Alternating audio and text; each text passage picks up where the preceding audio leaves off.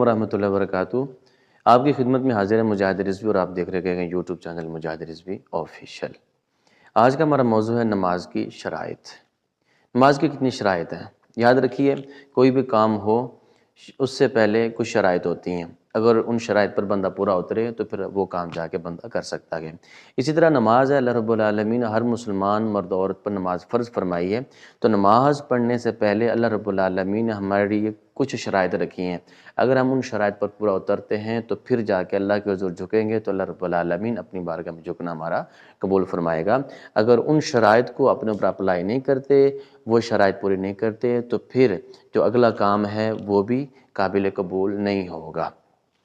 نماز کی 6 شرائط ہیں: طہارت، ستر عورت، استقبال قبلہ، وقت، نیت، تکبیر۔ طہارت کے اندر ہمارے کپڑے بھی صاف ہونے چاہیے،